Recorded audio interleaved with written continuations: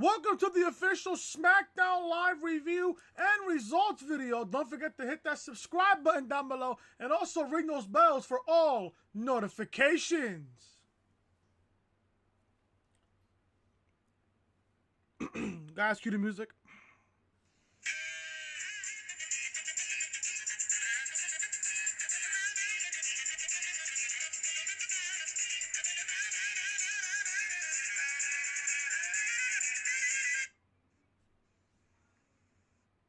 One more time.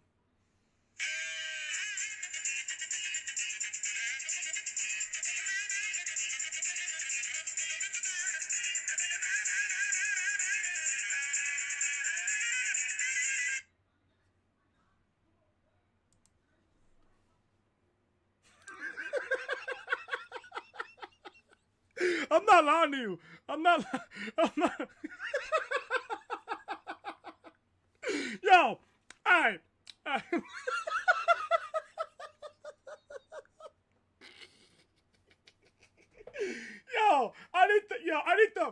Yo, if you guys know the song, like the name of the song, please comment down in the comment section, please. I need to know that fucking song, cause I can get used to singing that. I can get used to hearing that on a weekly basis.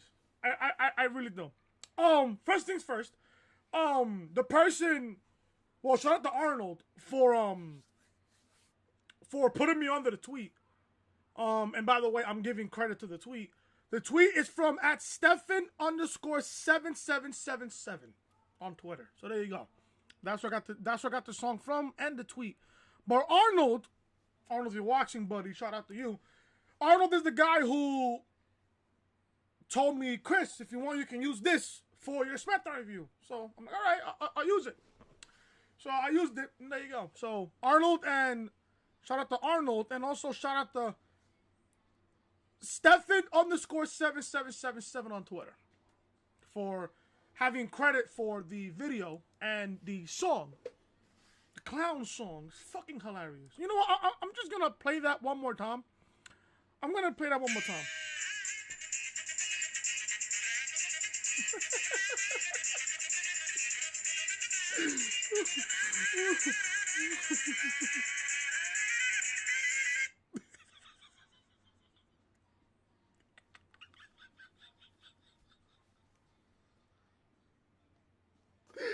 Oh my god. It's just funny. It's just funny, and it's just classic. It's just fucking classic. But before I begin with SmackDown review, bro, I need to really be on a serious situation here. I need to be in a very serious state here. Now, as you guys know, I'm that type of person on Twitter that just doesn't give a fuck. If I don't see something, if I see something that I don't like, I'm going to call you out on it. I'm going to call you out on it. If you don't like it, tough shit. Triggered? I don't give a fuck.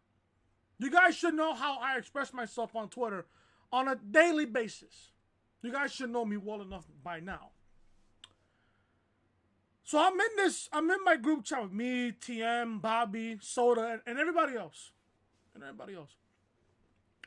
I'm watching SmackDown Live.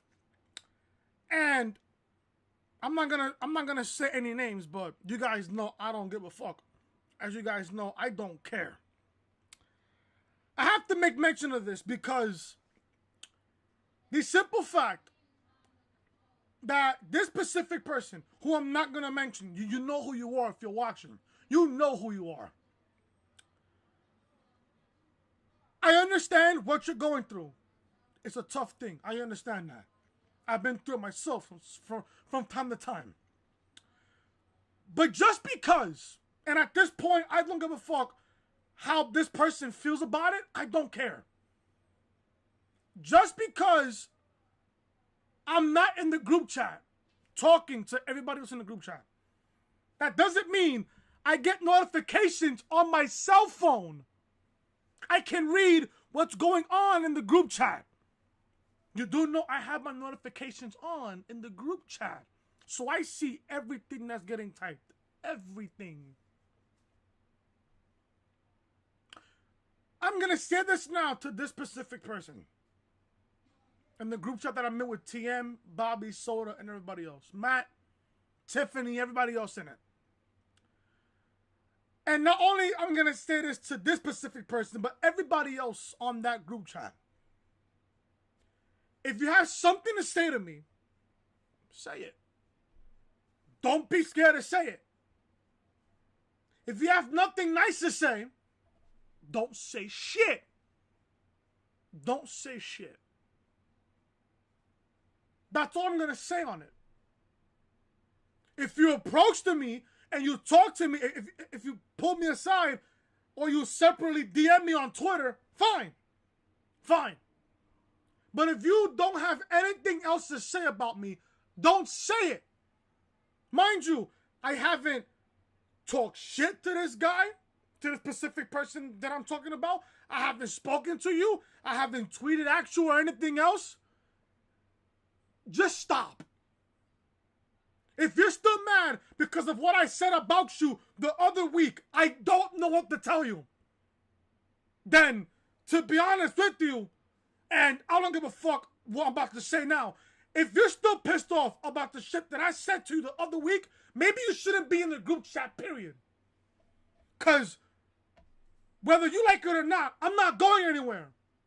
I'm not going anywhere. I'm not going anywhere. I'm not. Yeah, sure, you may have more subs than me.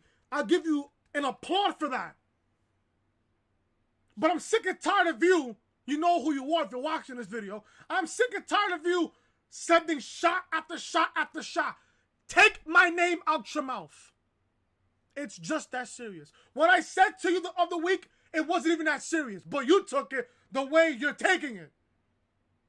You're taking it the way you're taking it. When you shouldn't to begin with.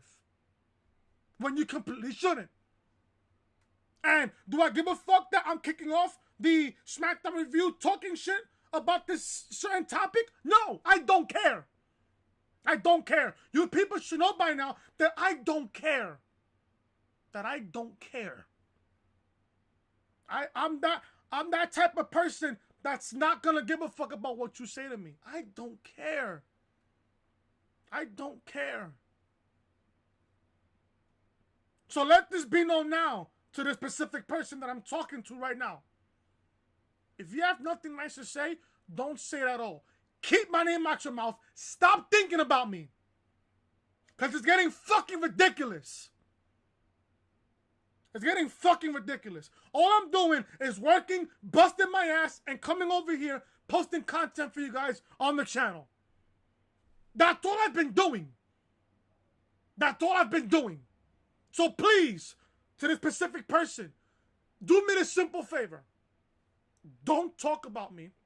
Keep my name out your mouth and stop thinking about me.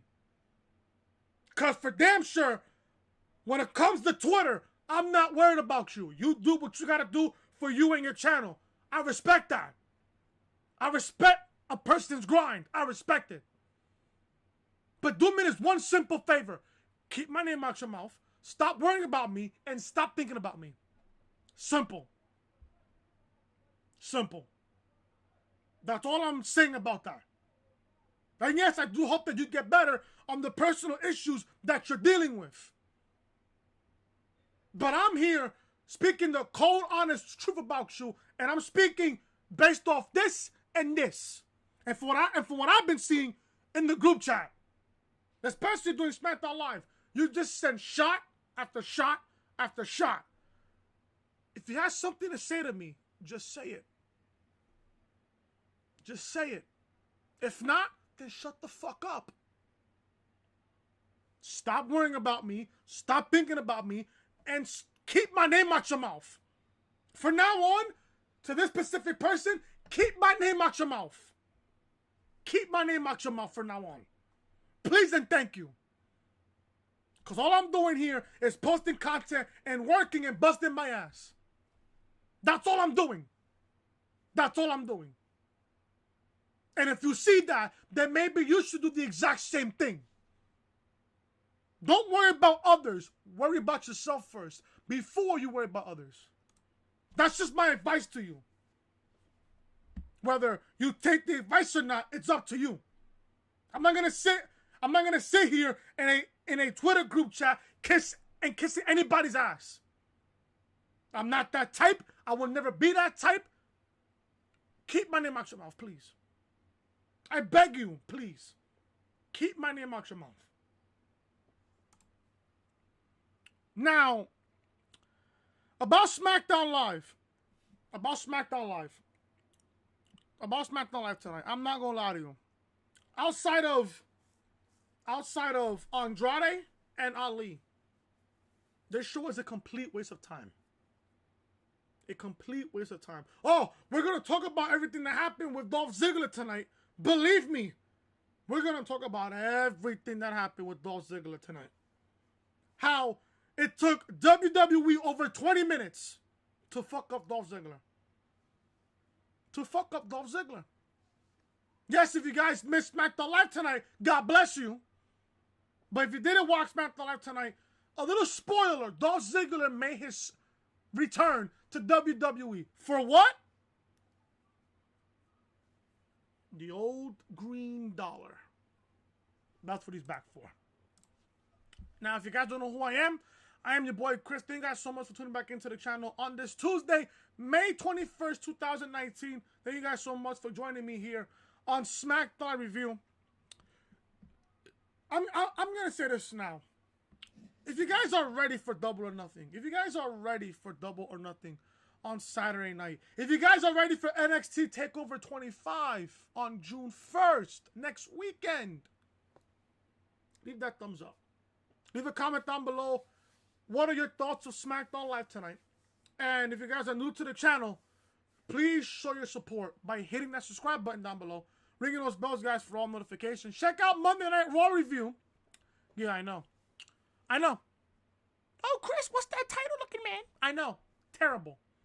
That shit looked like somebody picked that shit off of his fucking nose and made it into a championship.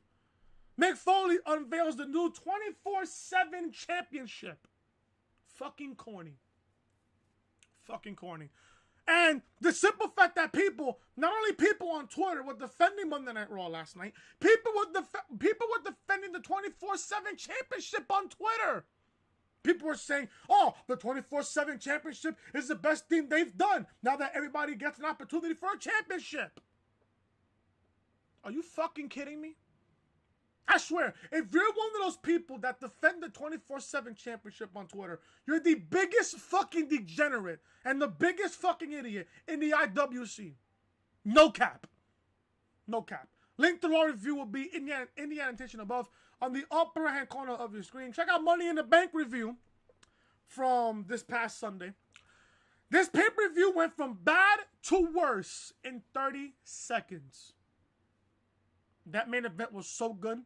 Brock Lesnar literally and figuratively ruined the Money in the Bank contract. The Money in the Bank ladder match. Literally. No joke, no cap. Link to the Money in the Bank review will be in the annotation above that you see on that little eye on the upper right hand corner of your screen. Check out episode 24 and 23, or should I say 23 and 24, of the reality podcast, the Money in the Bank preview and predictions, and episode 23, when All Elite Wrestling's television show is likely to start on TV. Link to all these videos will be in the annotation that you see on the upper right hand corner of your screen, right in the annotation. This is the official home of the reality podcast, so make sure you are connecting with your boy Chris on social media. Follow me on Twitter at Chris from Loring and Snapchat Chris Most Hated. And if you guys are enjoying the content so far and you want to show your support, make sure you guys hit that subscribe button as hard as you possibly can, and also turn on those bells for all notifications. Let's begin SmackDown review, man, from the Dunkin' Donuts Center in Providence, Rhode Island. Oh my God, Super Showdown. Jesus fucking Christ. If you look at that card in Super Showdown, my fucking God. Oh! And I believe this happened before SmackDown Live tonight. I think this was announced before SmackDown Live. Ty Dillinger confirmed for AEW's Double or Nothing. I think he'll be in the Casino Battle Royal. I believe so. But I'm going to read this story here. Ty Dillinger confirmed for AEW's Double or Nothing. Ty Dillinger was granted his release after publicly asking for it, his WWE release. He explained his reasons, and his fiancée, Peyton Royce, later confirmed that he just wanted to wrestle. Now it looks like Ty Dillinger will be rested for AEW. Good job, Cody. Because in a very recent tease for the Double or Nothing Casino Battle Royal, the Perfect 10 made a big announcement. This was a bit more than a tease, as Shawn Spears, a.k.a. formerly known as Ty Dillinger, appeared in a video where a dealer was giving out cards, and of course, he drew a 10. It said, Ty Dillinger said, and I quote, "When the odds are stacked, always bet on you," end quote. Spears said he held up the 10 of diamonds. This confirms that Shawn Spears, formerly known as Ty Dillinger, will be part of AEW after Cody Rhodes said that he plans on helping the former Perfect 10 fill up his soul. If you guys want to look at Shawn Spears' Twitter account and the All Elite Wrestling Twitter account, all you need to know there. That's all you need to know. But let me say this now about Ty Dillinger. AEW just got a huge pickup. AEW just picked up a huge guy in Ty Dillinger. Listen, I love Ty Dillinger when he was in NXT. Loved him. Main roster, he was non-existent in the main roster.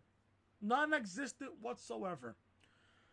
But I have high hopes for Ty Dillinger, a.k.a. Shawn Spears, on AEW. Let's see how he does in the Casino Battle Royal this upcoming Saturday night at the MGM Grand in Las Vegas for AEW's Double or Nothing. Let's review SmackDown Live tonight. This lackluster episode of SmackDown Live.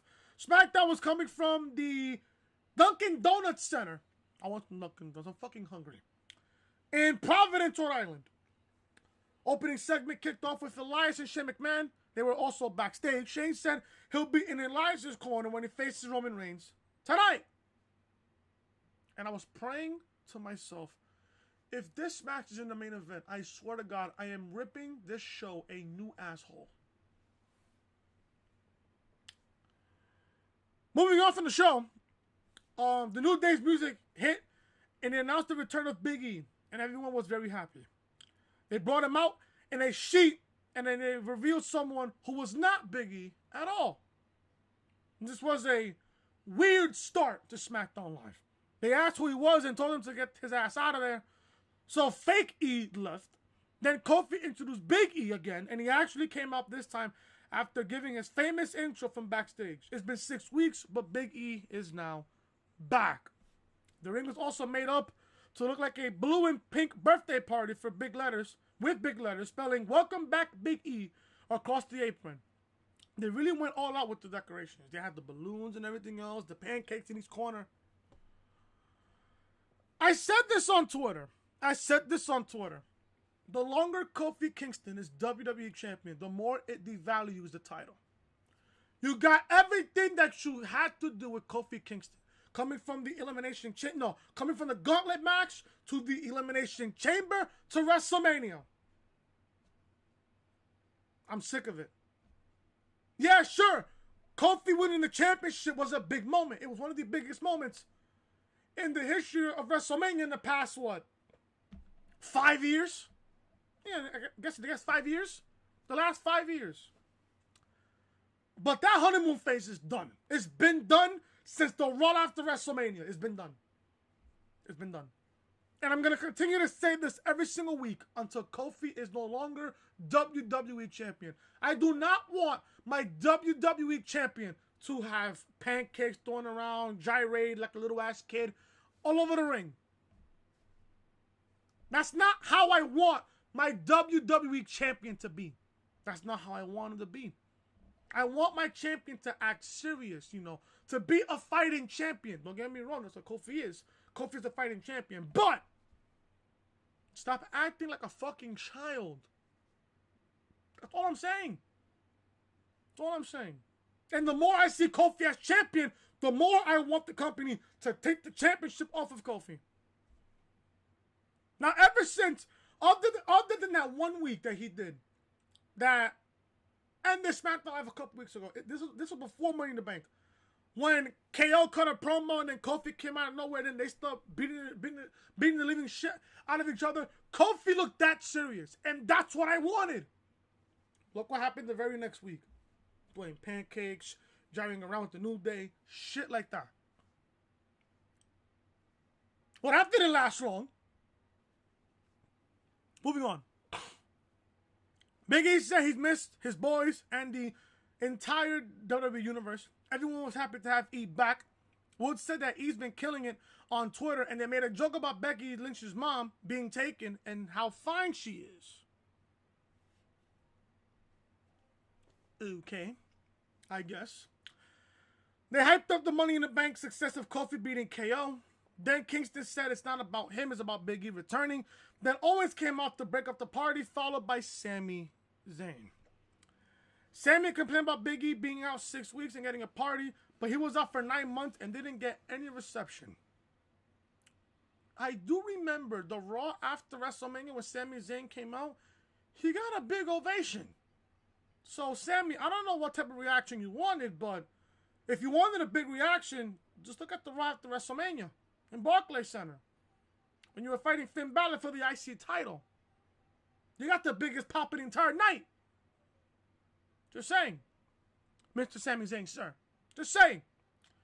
Sami complained about Big E being out 6 weeks and getting a party, but was out for the past 9 months.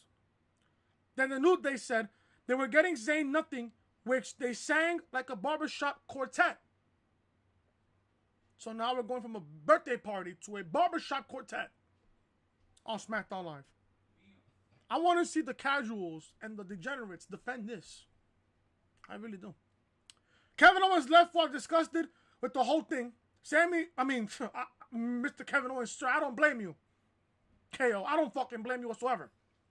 Sami riled on the New Day and how it's disgusting how Woods, Kofi, and E entertains the people. Woods started playing his trombone, and Zayn said he is going to beat Kofi in front of all the trash people. I think Sami Zayn was talking about the entire WWE universe that is a degenerate, a virgin on social media, those kinds of people. So Sami, I feel you on that point. He said things aren't going to end well. Keep that in mind. Sami Zayn said things aren't going to end well. Keep that in mind. Keep that in mind. Then Kingston said he's going to walk right through Sami Zayn, and they closed out the segment with a New Day Rocks chant from the crowd. What you want me to say about this opening segment of SmackDown? You want me to say it was good? Do you want me to say it was really, really good? Opening segment of SmackDown Live was just not interesting and lackluster. So far, a lackluster opening SmackDown Live. Why do I hear Big E saying, oh, he's back and stuff, I'm going to be better and stuff like that? Why am I not hearing stuff like that? I would seriously just love to know that. Honestly. But Big E's back, and for some reason, I had this weird feeling in the back of my mind. Big E's back. This is the perfect night to turn him heel. Have Big E turn on Kofi. Tonight would have been the perfect night tonight. It would have been the perfect night to turn Big E heel, but obviously, if you guys even saw SmackDown tonight, that wasn't even the case. Carmella's backstage looking for R-Truth. She asked some people, and they were looking for him too. She eventually found him wearing a very bad wig, by the way. Carmella had to remind R-Truth of the 24/7 title rules. Truth said he needs her help, and she promised to hide him. So, don't get me wrong. Truth is great. He's funny, great in the ring. You know, real funny. But at the same time, is the 24/7 championship even necessary? I said this on Raw Review last night. The 24/7 championship is a jobber's championship. And I forgot to mention this last night. Look at the jobbers that's on Raw and SmackDown that are either former NXT champion, former NXT tag team champion, former WWE champion, and former tag team champions on Raw, SmackDown, and NXT. The list of all those jobbers is just crazy to epic proportions. Robert Roode. I can just name a few. Robert Roode, you know. Who's Bray Wyatt's brothers? Oh yeah, fuck, I forgot this guy's name. Jesus Christ, you know what? I'm mind fuck right now. I just don't know why, but I just don't want to be here. I just don't. But R-Truth, the 24/7 championship, there were people in the community, in the IWC, that was defending this championship. I would say a prayer to every single one of you, but I can't. Because did WWE really need to add another championship? No. They didn't need to. Honestly. I don't know why they added this 24/7 championship. My guess was that on Raw last night, Mick Foley was a legend. He was going to reveal some type of Legends championship where all the part-timers can come back to wrestle and fight for that said championship. I was wrong on that standpoint alone. So, I don't know. But to name a few guys that are former champions, Bobby Roode, Bo Dallas. Oh, and on top of that, some of those guys are former Intercontinental Champion.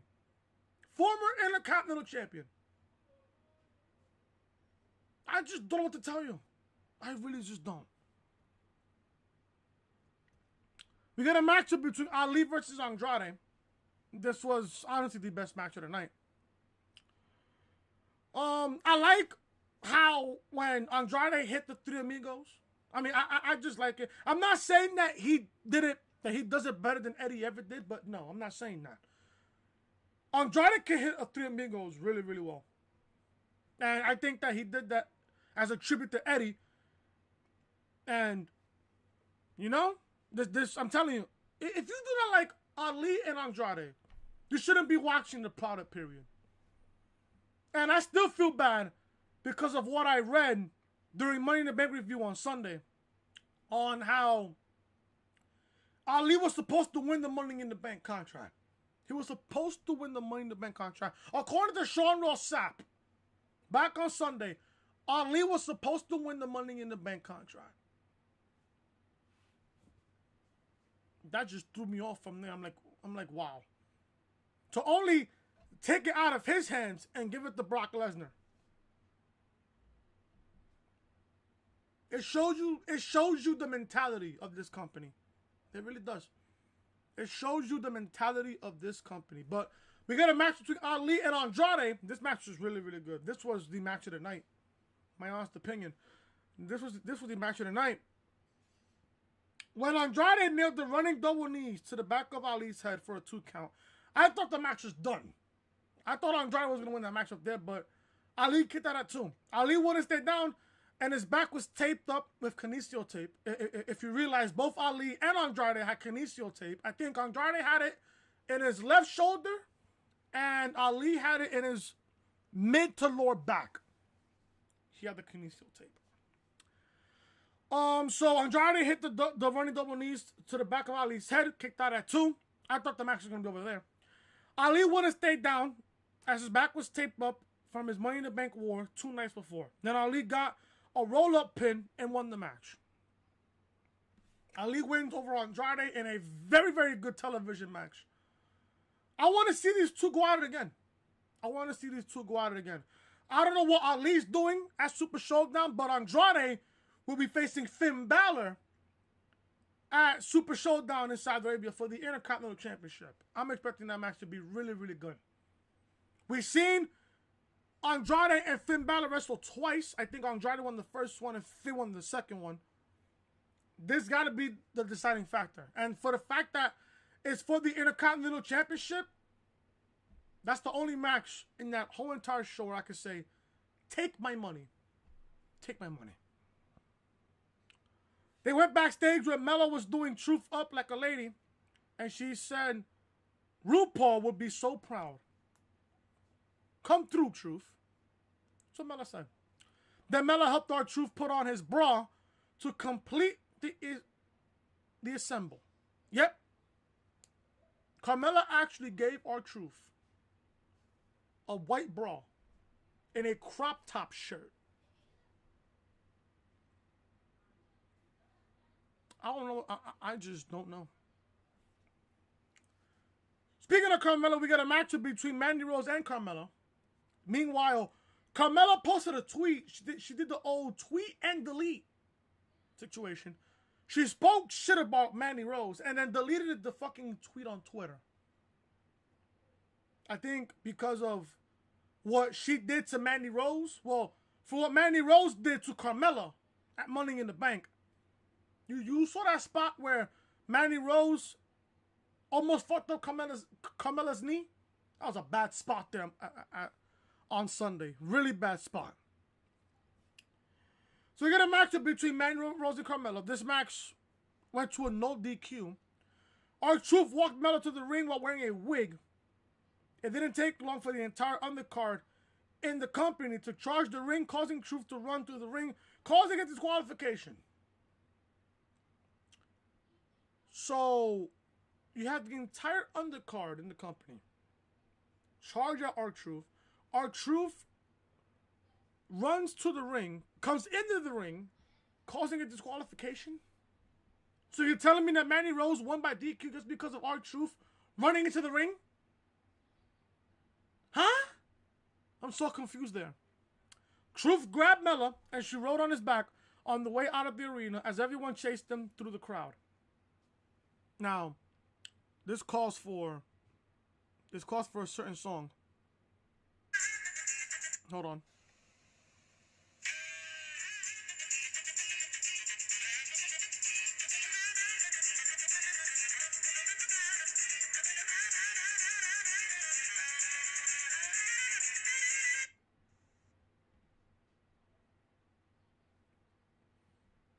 That called for it.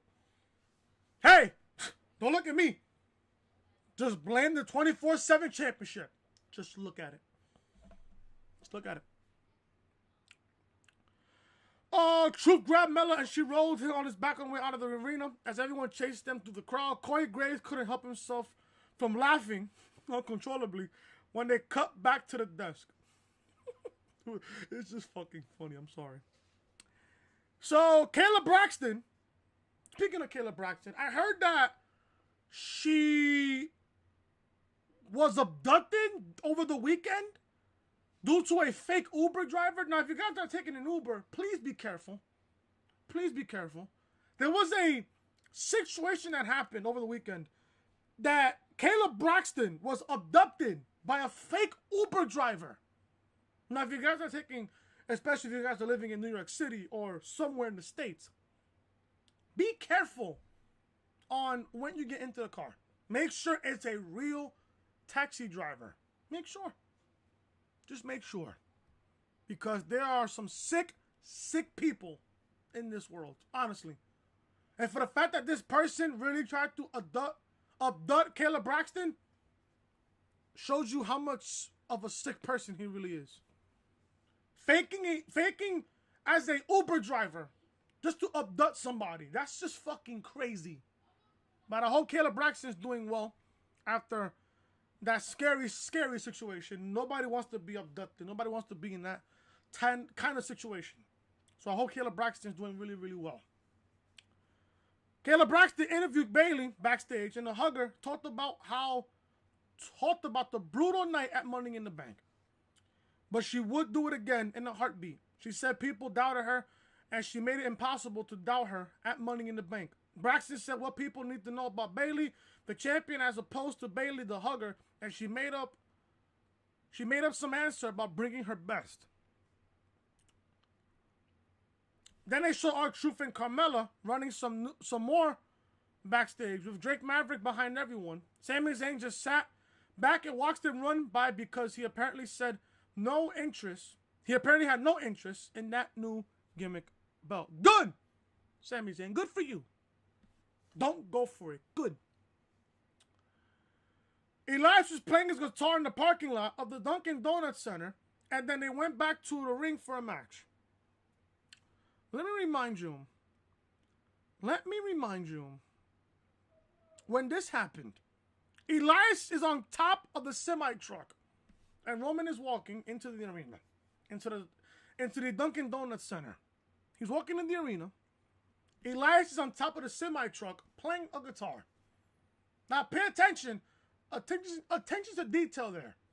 While Roman is looking up at Elias playing, the door, the left side of the semi-truck was open, while the right side was closed. The left side of the semi-truck said catering. Are you meaning to tell me that after this main event match tonight between Roman Reigns and Elias is going back to catering? I don't know. My advice to you guys as well, never ignore the signs. The signs will always be there. I find it funny how when Elias was playing on top of the semi-truck while Roman was looking at him, the word catering showed up on the television screen inside of the semi-truck. Never ignore the signs. Never ignore it. We get a match between Kofi Kingston and Sami Zayn. This match went quick. I just didn't really care. I didn't really care. Kofi wins here. Zayn threw Kofi into the rings, into the steel ring steps before jumping and applauding his actions. They returned to the ring and Zayn continued his assault before Kofi mounted a comeback. Kofi dodged the haluva kick and then Sami dodged a trouble in paradise. Well, Kofi dodged a Blue Thunder Bomb. And then Kofi hit Trouble in Paradise for the win. So Kofi won. As Kofi was celebrating, Paul Heyman walked out with the Money in the Bank briefcase and he teased Kofi until Dolph Ziggler jumped Kofi and took him to the woodshed. Literally and figuratively. Dolph Ziggler came back to WWE after so many months. I think we ever seen Dolph. I think since the Rumble.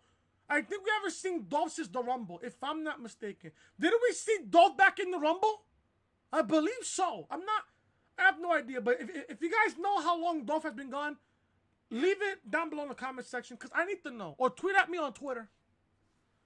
I don't know how long Dolph has been out, but he came back tonight and attacked Kofi. Like, he did a vicious attack on Kofi Kingston. Now, I said this on Twitter. Okay.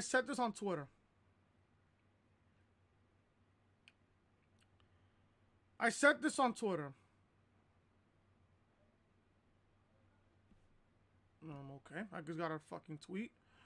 Yeah, okay. I said this on Twitter. If I can find the tweet. Give me a second here. Let me find the tweet here. Let me just find the tweet. My phone's just acting up and I have no idea why. And I completely shitted on this. In straight honesty here. Just straight honest opinion here. So I tweeted, when was the last time we seen Dolph Ziggler? I can't even remember. But this attack was brilliant. Wow, something positive about WWE TV. It's something new and fresh now that Dolph is back, but to what degree?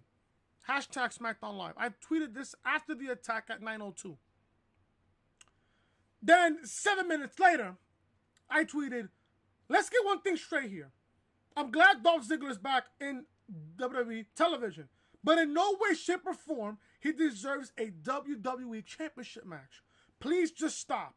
What has he done in the months he's been gone that renders him a WWE Championship match? Hashtag SmackDown Live. I tweeted that at 9:09.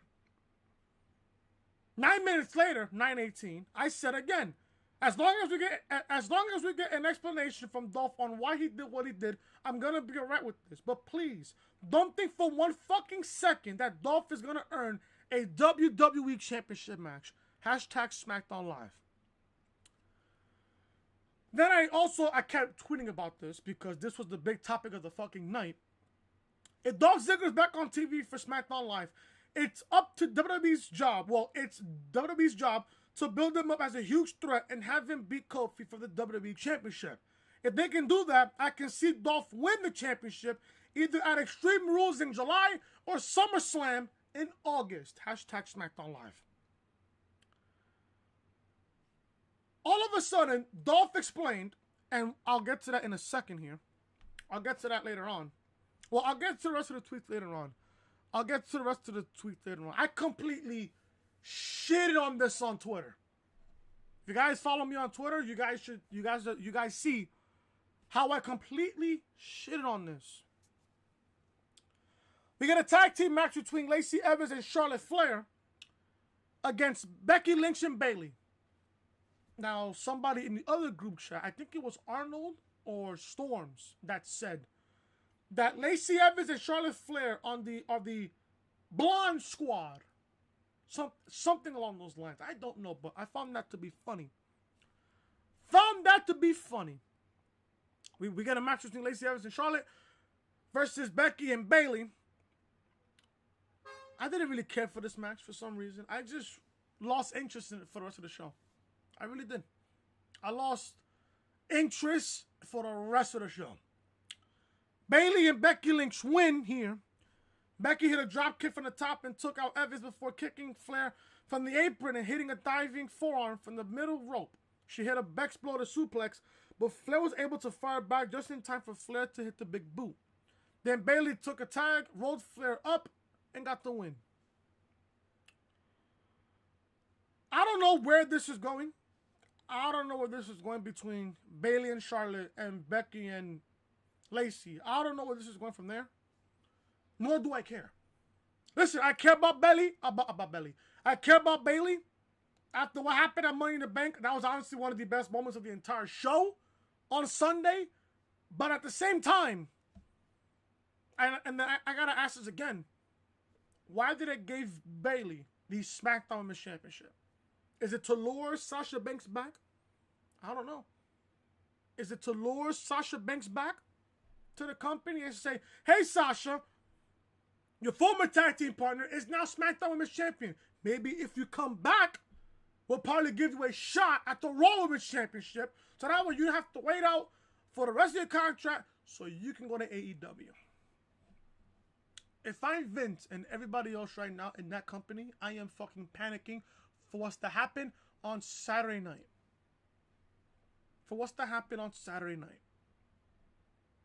In Las Vegas. I said this on Twitter to these casuals, to these degenerates, to these quote-unquote wrestling fans, quote-unquote. I said that Vince is going to have a shitstorm waiting for him on Saturday night. And Cody, the Young Bucks, and Kenny will be the first ones to shit all over this company. All AEW has to do is give us a 5-star classic. Do I expect Omega and Jericho to have a 5-star classic? Maybe. I hope so. Do I expect the Young Bucks and the Lucha Bros to give us a 5-star classic? Why not? Sure. Do I expect Cody and Dustin to give us a 5-star classic? You damn right I do. Vince has a shitstorm waiting for him on Saturday night in Las Vegas. A shitstorm. And I hope that after Double or Nothing, Vince realizes that he has to step up. Because AEW is not going anywhere. AEW is not going anywhere. Oh, and by the way, for you AEW fans out there that's excited for Double or Nothing, I hope that Jon Moxley shows up at the Casino Battle Royal and wins it. Or Jon Moxley can show up for the Jericho Omega match, or Cody versus Dustin. It's possible. I would love to see that. I think that would break the internet that weekend on Saturday night. I think so. But let's see what happens on Double or Nothing. But back to this Bayley thing. Yeah, I love Bayley. Don't get me wrong, I love Bayley. But are they really just giving her the championship just to bring Sasha back? Or do they really have plans for Bayley? Only time will tell. But so far, they haven't mentioned Sasha at all. Or nothing else. I don't know. Let's see what happens there. But Bayley and Becky get a victory over Lacey Evans and Charlotte Flair. Truth and Carmella are still running backstage. He took out Jinder Mahal.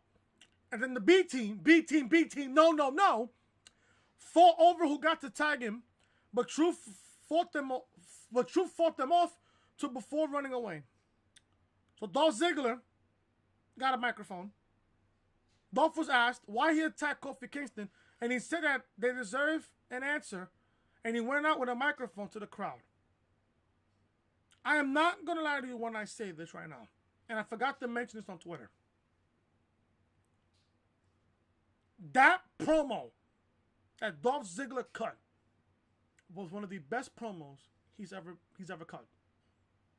But at this point, and I'm hearing him speak, and I'm thinking to myself, Super Showdown is 2 weeks away. Is Dolph Ziggler back for the money?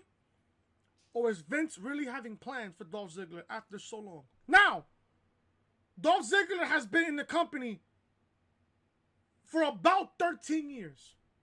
I think for about 13 years. Yes, 13 years. Dolph has been in the company since 2006. Remember the Spirit Squad? Remember the Spirit Squad?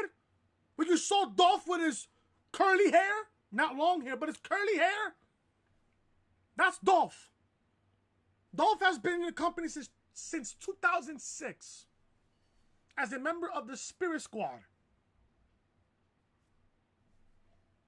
I figured, and I told myself this, if they was really going to play up the fact that Dolph has been in the company for 13 years and never got a legit shot at the WWE Championship, I would have been okay with them telling that storyline. But I forgot the fact that he's a former World Heavyweight Champion. But I would love, during Dolph's career, yeah, he had one of the greatest cash-ins of all time. Seth being one and Dolph being number two. Don't get me wrong on that. I was there that night at the Izod Center, the night after WrestleMania 29, when Dolph cashed in Money in the Bank to win the World Heavyweight Championship. That was one of the greatest crowds I have ever been a part of. Was that night at WrestleMania 29. If there was to play up the fact that Dolph has been in the company for so long, I would have been okay with them telling that storyline. But at this point, is it too late? My answer is yes. It's too late to have Vince play up the fact that, Dolph has been in the company for so long and he's never got a legit shot at the WWE Championship. Yeah, I think he's won almost every single title that the company has. But that one championship that is elusive, that is killing Dolph Ziggler to its very core, that he hasn't held, is the WWE Championship. It's too late now to play up that fact. You already told that story with Kofi Kingston. You already told that story. Kofi has been in the company for 11 years. He's held every single championship except for the WWE Championship. Oh, yeah, I forgot. And the World Heavyweight Championship as well. He's never won a World Championship. Dolph has. But I'm guessing here, Dolph is just jealous that Kofi got an opportunity that he didn't get. I'm okay with Kofi.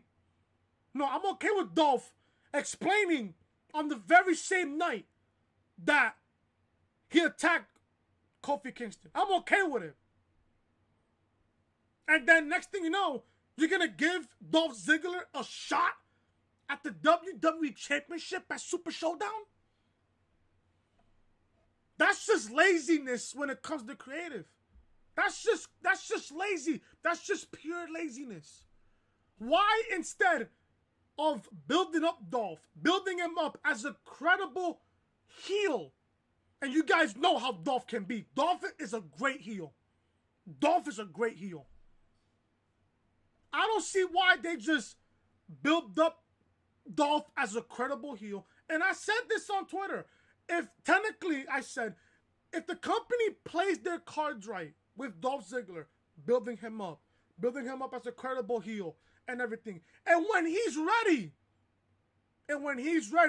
to win the WWE Championship, you take the championship off of Kofi Kingston and you give it to Dolph Ziggler. Now, you could have done this either at Extreme Rules in July in Philadelphia or at SummerSlam in August in Toronto. But no. You want to give Dolph Ziggler a WWE Championship match at Super Showdown. I ask, what has he done?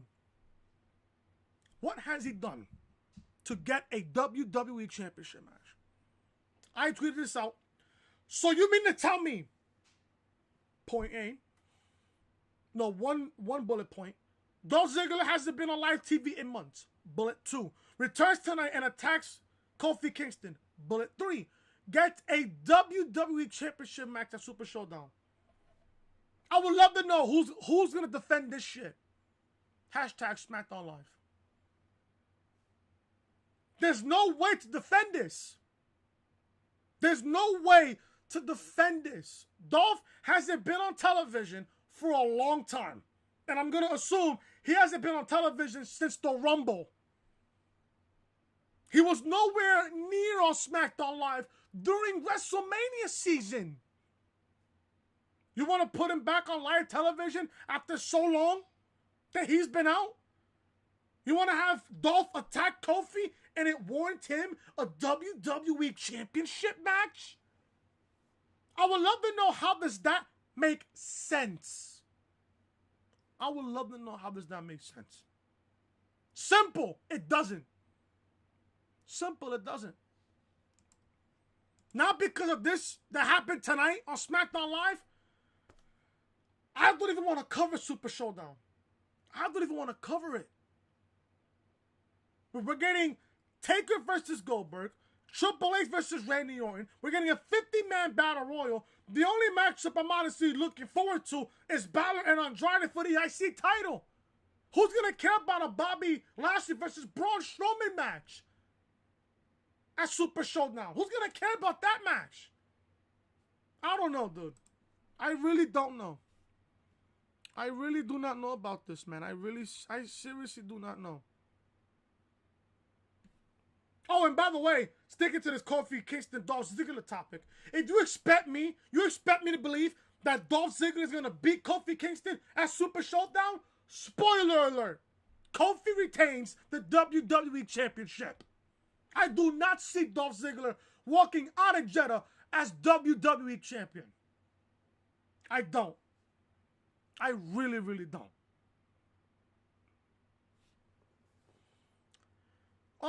Finishing up the rest of the show here. Well, Dolph said that he would boo himself too. He said that when Kofi stepped up and knocked it out of the park, it should have been Ziggler. Then he mentioned the Elimination Chamber, the Gauntlet, WrestleMania. It all should have been Dolph. This would have been the perfect time. This would have been the utmost perfect time to build up Dolph Ziggler between now and either Extreme Rules or SummerSlam. This would have been the perfect opportunity to build up Dolph Ziggler to a point where he's that credible that he can beat Kofi Kingston for the WWE Championship. Now Dolph is back because of the old dollar. I ask now, what happens after Saudi Arabia when Dolph doesn't beat Kofi He can go back to the comedy clubs, back in catering, never to be used again. That's just my honest opinion there. Finally, guys, main event, Roman Reigns versus Elias. This is a Money in the Bank rematch. And they're doing it on live TV. On free TV.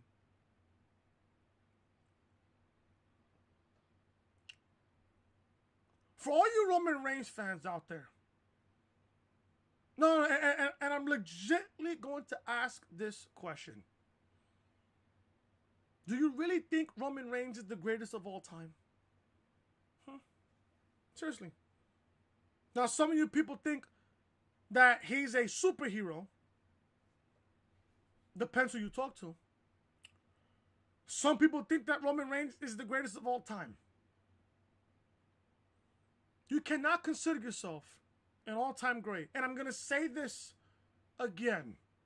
I'm going to say this factual information topic again because I have to mention this. Roman Reigns is not the greatest of all time. Now you're going to ask me why. Chris, why do you think that Roman Reigns is not the greatest of all time? He has the resume to be an all-time great. He's held over every single championship that WWE has to offer. Has he turned heel in his singles run? Think about it. Ever since the Shield broke up in 2014, the night after Payback, has Roman ever turned heel? No. Look at the all-time great superstars, Hall of Famers, future Hall of Famers that have turned heel. Hulk Hogan, Ultimate Warrior, Macho Man Randy Savage, Bret Hart, Shawn Michaels, Big Daddy Cool Diesel, Razor Ramon, The Undertaker, Kane, Mankind, Triple H, The Rock, Stone Cold Steve Austin, Owen Hart. The list goes on and on. Brock Lesnar, John Cena, Seth Rollins.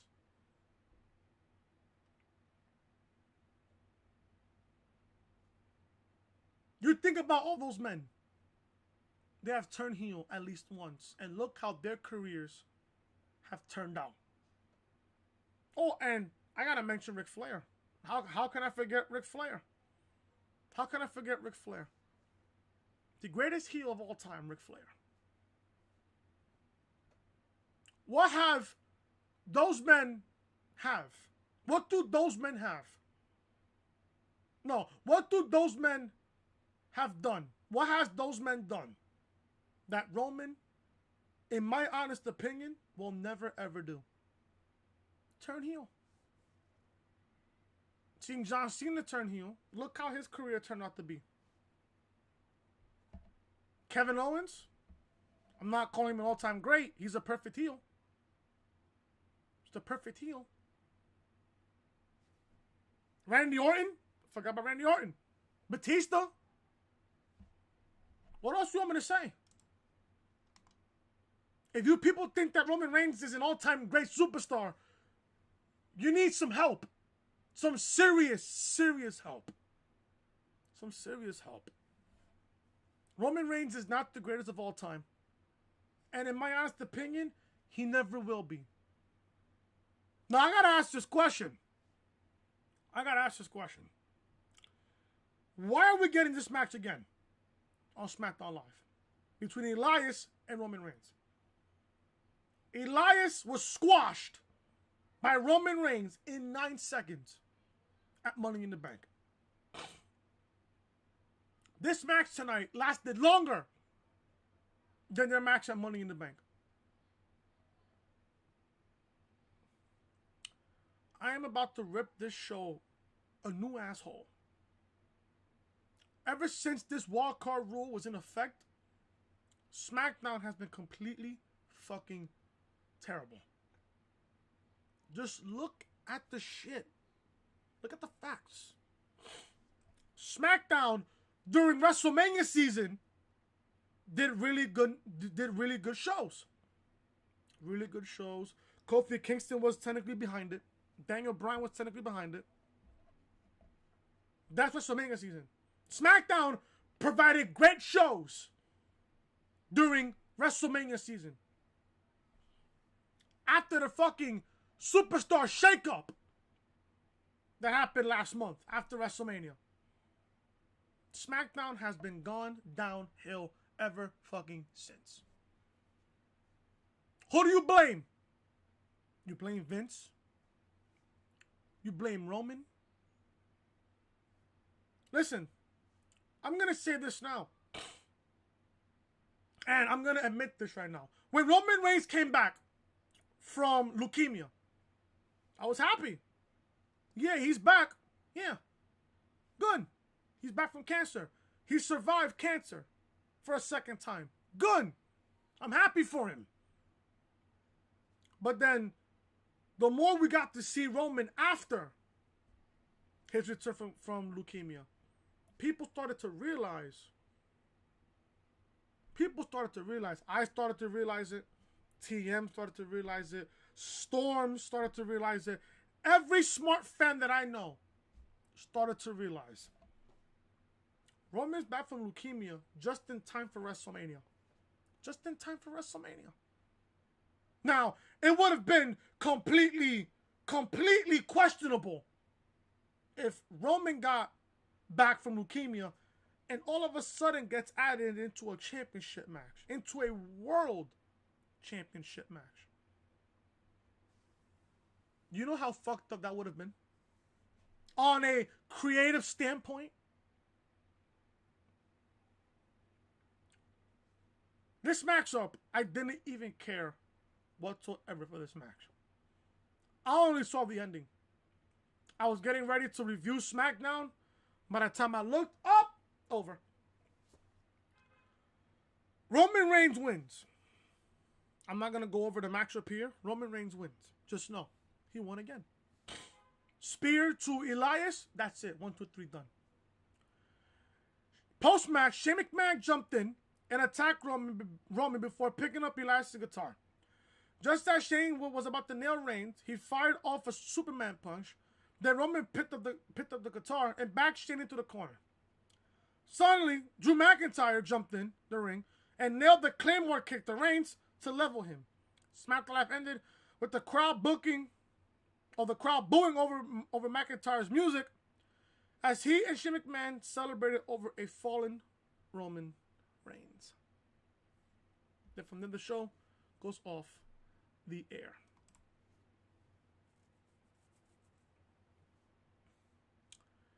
You might as well kill the brand split.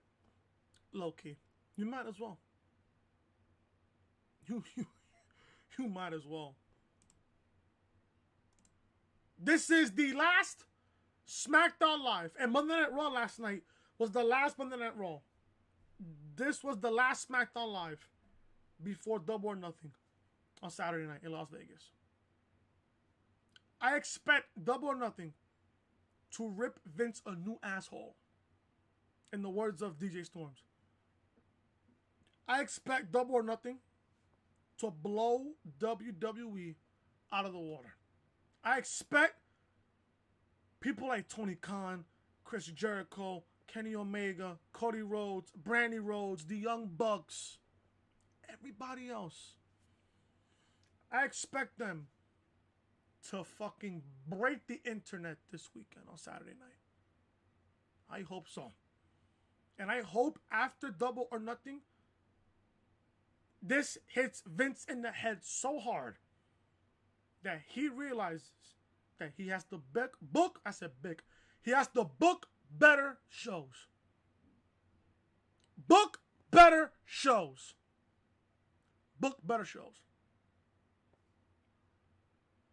That's all I want.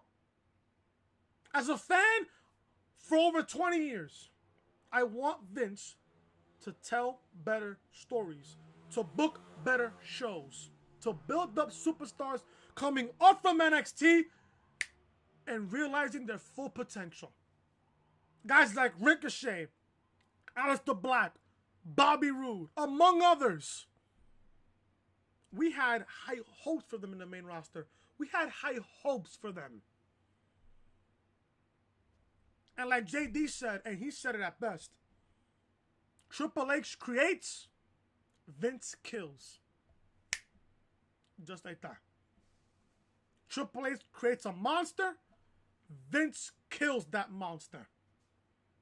In just a month or shorter time. We haven't seen the Viking Raiders. We haven't seen them in 2 weeks. We haven't seen them in 2 weeks. They were one of the best tag teams in all of NXT.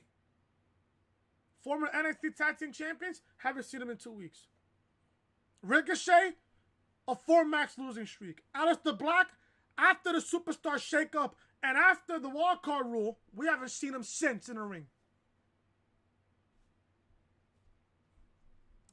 I hope AEW this weekend, I hope they answer my prayer. Please blow WWE out of the fucking water. Out of the fucking water. And that is it, guys, for SmackDown Review. Thank you guys so much for watching. If you guys enjoyed SmackDown Review, hit that thumbs up. Leave a comment down below what you guys thought of SmackDown Live tonight. And if you guys are new to the channel, show your support by hitting that subscribe button down below. Ring those bells, guys, for all notifications. Monday Night Raw Review live on the channel right now. Link to that video will be in the annotation above on the upper right-hand corner of your screen. Check out Money in the Bank Review. Link to this video will be in the annotation above on the upper right-hand corner of your screen. And also, guys, check out episode 23 and 24 of the Reality Podcast. Both of those videos will be in the annotation in the upper right-hand corner, in the upper right-hand corner of your screen. This is the official home of the Reality Podcast, so make sure you are connecting with your boy Chris on social media. Twitter, Chris from Loring, and Instagram. And Snapchat, Chris Most Hated. And if you guys are enjoying the content, be sure to hit that subscribe button down below. Ring those bells, guys, for all notifications. Show your support, and shout out to the all new subscribers that subscribed to the channel this past weekend. Thank you guys so much for watching. I will see you guys tomorrow for NXT review. Yes, you guys, we're getting an NXT review tomorrow on the channel. Till then, thank you guys so much for watching. And I'll see you guys tomorrow. And I'll see you guys tomorrow for NXT. Till then, talk to you guys later. Remember to leave a like, comment, subscribe, and share the video on social media platforms. Until then, I will talk to you guys later for NXT.